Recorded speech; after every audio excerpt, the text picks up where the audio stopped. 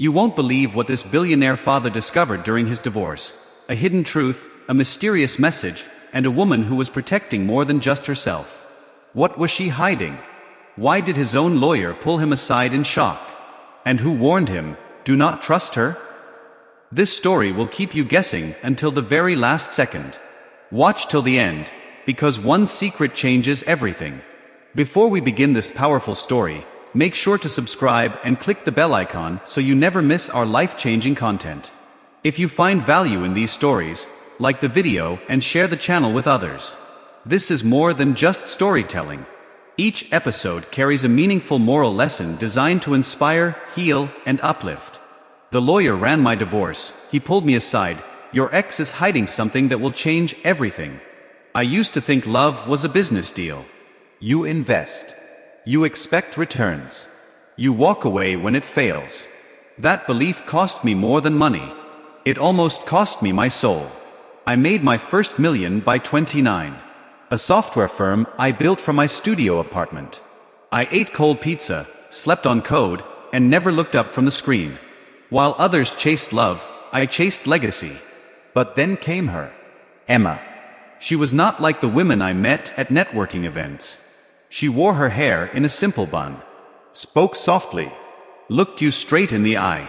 She was a primary school teacher, laughed with her whole heart, listened like every word you said mattered. And for some foolish reason, she loved me. We married on a quiet hilltop. No photographers, no deals, just us. I promised her forever. But forever lasted 6 years. As my wealth grew, my presence faded. Boardrooms replaced our bedroom talks. Red-eye flights replaced family dinners. Emma begged me to slow down. I told her, "We are building a future." She said, "I am losing my present." I did not hear her. Not until I came home one night and the apartment echoed. Drawers empty, closets hollow. She was gone. And on the kitchen counter, a letter. It simply read, "I tried. I waited. Now I need to remember who I am." 3 weeks later, the divorce papers arrived. And with them, silence. A silence louder than any courtroom. I hired the best divorce lawyer in the city, Mr. Raymond Clark. Polished, cold, a man who wore his victories like medals. He assured me, "We will get this done cleanly." But halfway through the process, he pulled me aside. His voice dropped. His tone changed. "Your ex is hiding something," he said. "And if I am right, it will change everything." My heart sank. Was it someone else? A secret affair? Was I being played? I nodded. "Find out." And so he did. What he uncovered was not what I expected. It was far worse. Emma had been living in a modest neighborhood, working double shifts, paying medical bills, alone. And then he handed me the file. A hospital report, a birth certificate, a photo, a child, a little boy, with my eyes, my name, 3 years old. I dropped to my knees. The air left my lungs. Emma never told me. Not once. Clark looked at me. "This is why she walked away. She was pregnant when you were too busy to see her pain. She protected that child with everything she had, even from you." My world collapsed. And for the first time in years, I cried. Not because I was angry. Not because I felt betrayed. But because I finally understood. Emma never left to punish me. She left to protect our child from a man who had forgotten how to love. I drove for hours that night. Past glass towers with my name etched on them. Past neon lights that once made me feel powerful. And I parked outside her small apartment. Lights on. Curtains drawn. And a little face pressed against the window. Wide eyes. Curious. Innocent. My son. I knocked. Emma opened the door. She froze. Tears welled in her eyes. But she said nothing. I stepped forward. No anger. No ego. Only shame. And one trembling whisper. "Why did you not tell me?" She replied, "You never looked up long enough to see me." My throat tightened. My chest burned. "I see you now," I whispered. Our son peeked from behind her, clutching a stuffed bear. He looked at me and smiled. And at that moment, something inside me broke. And something else, something deeper, began to heal. Emma stepped aside. Silently, slowly, I entered the apartment. It was small, but warm. There were crayon drawings on the wall, a tiny shoe rack near the door, books stacked neatly on the shelf. The kind of books you read at bedtime. I noticed a photograph framed above the couch. Emma, smiling, holding our son. A birthday cake with 2 candles. I was not in the picture. I was not in any of them. My legs felt weak. My heart beat like a drum in my ears. I turned to her. I missed it all, did I not? She nodded, but said nothing. I crouched down, met his eyes.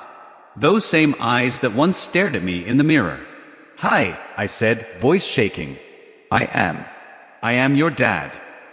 He tilted his head, looked at Emma, then back at me. "Mom says you live in the clouds," he said softly. Tears stung my eyes. Emma looked away. I smiled through the pain. Maybe I did. But I want to come down now. If that is okay. He nodded and reached out. His little hand touched mine. And in that single moment, years of silence melted. Walls collapsed. And something sacred awakened. Emma knelt beside us. "I never wanted to keep him from you," she whispered. I needed to protect him from who you were becoming." I nodded. She was right. Success had made me blind. Blind to love, to time, to what truly mattered. That night, I stayed. Not as a billionaire. Not as the man who conquered markets. But as a father. As someone trying to remember how to love again. We had dinner on the floor. Mac and cheese. Paper plates. Laughter. And as my son fell asleep with his head in my lap, Emma and I sat in silence. Not awkward. Not angry. Just quiet. Like 2 people who had finally remembered the sound of peace. "I do not expect forgiveness," I said. She looked at me. "I do not expect anything at all. Except, maybe a chance. To learn. To change. To earn a place in his world. And maybe yours. One small step at a time." Her eyes welled again. Not with pain. But with something softer. Something like hope. She reached for my hand. Held it gently. "Then start with breakfast," she said. "He loves pancakes." A breath escaped my chest. Like I had been holding it for years. "Then I will learn how to flip the best pancakes he has ever tasted." Emma smiled. The kind of smile I had not seen in a decade. And for the first time in all my years of chasing empires, I finally felt like I was building something real. Not with bricks. Not with stock. But with love. With presence. With truth. And yet, just as I felt the warmth of redemption, her phone buzzed. She glanced at it. Frowned. Then turned the screen toward me. An unknown number. A message that read, "He deserves to know who really helped raise his son all these years." My stomach dropped. Emma's hands began to shake. She looked at me, pale, afraid. There was more to this story. More I did not know. More she had never said. I took a deep breath. "Emma, what have you not told me?" Her lips trembled. She opened her mouth. And then the doorbell rang. Once. Twice. A firm, deliberate knock. She stood. Froze in place. Our son stirred on the couch. I stood beside her. Heart racing. Not as a man of power. But as a man about to face the truth he never imagined. Emma looked at me. Then walked toward the door. Every step heavy. Every second, eternal. She placed her hand on the knob. And whispered, "I prayed this day would never come." The door creaked open. Slow. Quiet. But the presence behind it roared like thunder in the silence. A man stood there. Mid-30s. Broad shoulders. Worn denim jacket. Eyes that had seen storms. He was holding a backpack. And something else. A photo frame. Emma gasped. Her hands clutched the edge of the door. White-knuckled. He did not look at her. He looked at me. Studied me. Measured me. And then finally spoke. Nice to meet you, finally. His voice was steady. But there was pain beneath it. Years of it. Emma's voice barely rose above a whisper. Mark. I stepped forward. Do I know you? He gave a faint, bitter smile. No. But your son knows me. He calls me Uncle Mark. And for the last 3 years, I have been the one who taught him how to ride a bike, how to tie his shoes, how to sleep through nightmares. My chest caved in. 1,000 invisible knives. I looked at Emma. She turned away. Mark stepped inside. Uninvited. He placed the frame on the table. It was a photo. My son, Emma, and Mark. Smiling. A family I had never seen. A life I had not lived. He looked at me again. Do not get me wrong. I am glad you are finally here. Every child deserves to know their father. But do not expect him to forget who held him when he cried. Or who showed up every single time you didn't. My fists clenched. Not in anger. But in shame. Mark was not the enemy. He was the proof of what I had failed to be. Emma spoke finally. Voice trembling. Eyes glistening. I wanted to tell you. So many times. But I was afraid. Afraid you would try to take him. Or make promises you could not keep. I looked at her. At Mark. At the photo. I had built skyscrapers. But never a home. I had launched companies. But never held my own son when he was sick. And here stood the man who did. Not out of duty. But out of love. I am not here to erase the past, I said quietly. I am here to face it. To earn my place. Not just in his life. But in the truth. Mark nodded. No smile. No forgiveness. Just a man watching another man step into a storm he had never known. He is asleep, Emma whispered. Let us talk outside. We stepped onto the porch. The city lights in the distance. The hum of night pressing in. Emma stood between us. Torn. Fragile. But stronger than ever.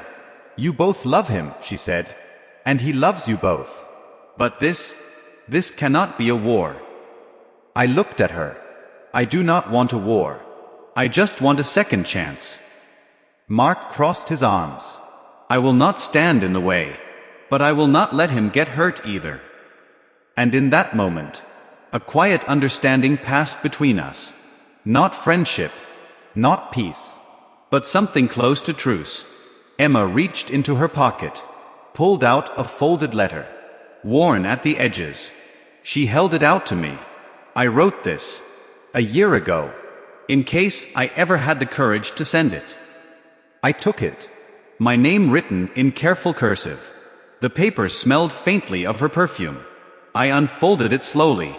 Each word felt like a heartbeat. Each sentence a confession.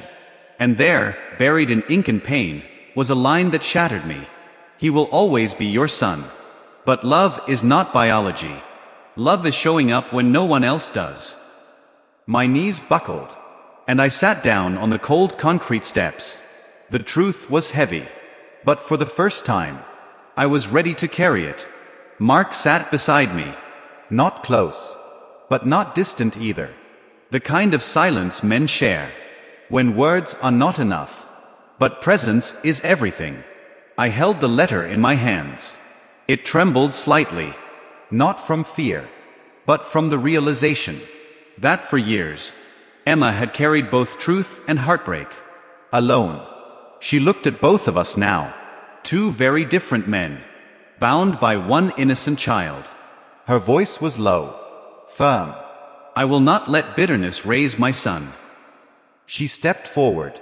Kneeling down in front of us. He will not grow up confused. Or torn between you two. He will grow up surrounded by truth. By strength. By men who teach him how to love. not just how to succeed. I looked at her. This woman I once thought I had lost. But maybe I had never really known her at all. She was no longer the soft-spoken girl I married. She was fire. She was steel wrapped in warmth. A protector. A mother. And somehow, still the most beautiful person I had ever seen. I do not deserve you, I said, barely able to breathe the words. She smiled faintly. No, you do not. But that has never stopped love from trying. I swallowed hard. The weight of regret settling into my bones. Mark stood, looked at Emma, then at me.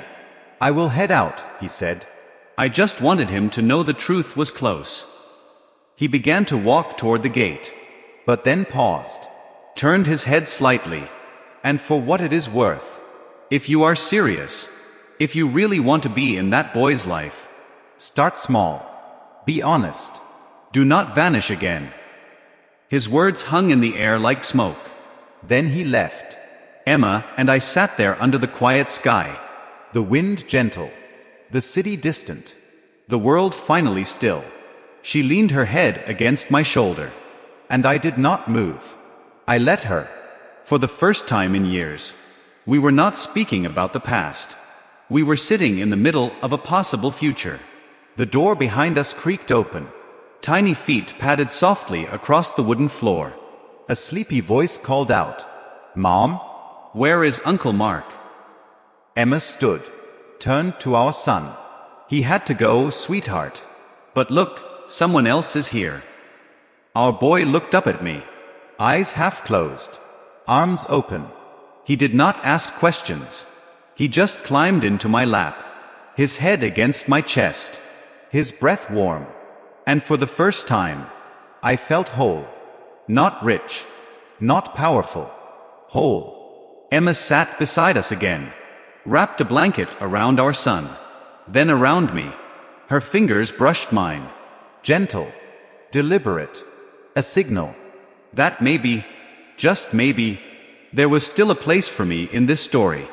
But deep inside, I knew there was more to uncover. A photo frame that did not include me. A message from someone who knew too much. And a silence in Emma's eyes that had not yet been explained. My journey back had only just begun, and I would have to earn every step of it. The next morning, I woke to the soft hum of cartoons playing in the living room. Sunlight poured through the curtains, a golden warmth I had not felt in years. My son, our son, was sitting cross-legged on the carpet, giggling at animated animals. A cereal bowl balanced in his lap. Emma was in the kitchen, hair messy, wearing an oversized hoodie. She looked up as I entered, and for a moment, everything felt like home. She handed me a mug of coffee, black, just the way I used to drink it. I held the warmth in my hands, but there was a cold knot in my chest. "Emma," I said gently, "who sent that message last night?" Her smile faded. The light in her eyes dimmed. She glanced toward the hallway, made sure our son was still distracted, then gestured for me to follow her into the back room. She closed the door behind us, took a deep breath, leaning against the wall. "I was hoping we would have more time," she whispered, "but I knew it would come." I waited, carefully, respectfully. She opened a drawer and pulled out a stack of envelopes, letters, all addressed to her. One by one, she laid them out on the table, each stamped from the same facility, each written in a different hand. But one stood out. It was from someone I never expected. My brother, Ryan. I blinked, but he disappeared. "You know that. He left after my company went public. He said he needed space." Emma nodded. "Space, yes. But not just for himself. For someone else too." She slid a photo across the table. It was Ryan, standing beside a young woman, and in her arms, a baby. My breath caught. The date on the photo was 3 years ago. Emma's hands trembled slightly. "That woman. Her name is Lily. She used to work in your marketing team." I searched her eyes, trying to understand. She and Ryan were seeing each other? Emma nodded. She left the company when she got pregnant. He followed her. But they never told you. Why not? I asked, heart pounding. Emma lowered her eyes. Because they knew you would not have approved. Not because of the relationship, but because of what Ryan discovered before he left. The room seemed to shrink. The air thickened. She placed a thin flash drive on the table. This, she said quietly, contains financial documents, emails, internal memos, things you missed when your company scaled. I picked it up, felt the weight of it, though it barely weighed an ounce. Emma's voice cracked. Ryan found discrepancies. Someone was laundering money through your firm. He tried to tell you, but you were too busy, too blinded by success. I stared at the flash drive, my pulse a thunderstorm in my ears. And now? I asked. Emma walked to the window, pulled back the curtain slightly. There are people who do not want this to come out. Ryan has been in hiding. The messages last night, they were warnings. I looked at her, at the fear buried deep in her calm exterior. And you kept all this from me? Emma turned around, her eyes fierce, but wet. I was protecting our son. And you. Even after everything, I still could not bear to see you destroyed. I sat down, suddenly exhausted, conflicted, overwhelmed. I had come to reclaim my family, but I had walked into a fire. That started long before Emma left. My world, built on numbers, meetings, victory, was never as clean as I believed. And now the truth sat in front of me, wrapped in love, buried in betrayal, held by the woman I had once taken for granted. There was no going back, only forward. But to move forward, I would have to uncover who had been stealing from me, and why Ryan vanished without a trace. And more importantly, how far these people were willing to go, to keep it all buried. Outside, I heard my son's laughter again, so pure, so innocent. And in that moment, I knew this was not just about business anymore. This was about legacy, about truth, about protecting the people who still believed in me, even when I stopped believing in myself. I looked at Emma, straight in the eye. Then let us find the truth. Together. She exhaled, deep, heavy, relieved. Her eyes searched mine, for hesitation, for fear, for doubt. But I was done doubting, done running, done living in the illusion of control. Emma stepped closer. I need you to understand something, she said. If we do this, if we open all of it, there will be consequences. I nodded. I am not afraid of consequences anymore. Not if it means protecting you. Protecting him. She touched my hand. And for the first time in years, it did not feel like something broken reaching for forgiveness. It felt like something whole, like strength rediscovered. We went to the bedroom, quietly, so our son would not hear. She opened the closet and pulled out a worn leather briefcase from the back. Inside, printouts, old phones, receipts, a printed company email chain, photos of documents, with names I recognized, and one I did not. I picked up the photo. A man, sharply dressed, clean-shaven, wearing a silver tie pin. I had seen him before, at my last investor gala, but I never caught his name. Emma said it for me. Vince Caldwell. I blinked. He was with the equity firm, the ones who helped scale our IPO. Emma nodded. Yes. And according to Ryan, he is the one who moved the money, who set up the dummy accounts, who used your trust to cover the trail. I sat on the bed, mind spinning. How much did they take? I asked. Her voice was quiet. At least 80 million. I closed my eyes, not in disbelief, but in shame, because somewhere in my bones, I had always felt it. Something off. Something too smooth. Too easy. Emma knelt down beside me. You built something powerful. But you built it alone. That was your weakness. You never let anyone in long enough to watch your back. I opened my eyes. And for once, I did not feel angry at her. I felt angry at myself. For confusing independence with isolation. For mistaking ambition for invincibility. And now, that mistake had put everyone I loved at risk. A knock interrupted us. 3 soft taps. Then silence. Emma froze. Her face went pale. That is not how Mark knocks, she whispered. She grabbed my wrist. Led me to the hallway. Our son looked up from his drawing. Daddy, he said, smiling. Someone is at the door. I kissed his head. Stay here with Mommy, okay? Do not open the door for anyone. Emma scooped him up in her arms. I walked toward the door. Each step louder than the last. I checked the peephole. Nothing. Just empty hallway. But as I turned the handle, a slip of paper fluttered to the floor. I picked it up. Unfolded it. 3 words. Scrawled in rushed, uneven ink. Do not trust her. My breath caught. My heart stopped. I turned back toward the hallway and saw Emma staring at me. Frozen. Like she knew exactly what I had read. I stared at Emma. The paper still clenched in my hand. 3 words. Burned into my mind. Do not trust her. And yet, she held our son in her arms. Eyes wide. Not with guilt. But something deeper. Fear. Not of being caught. But of being misunderstood. I took a breath. Stepped forward.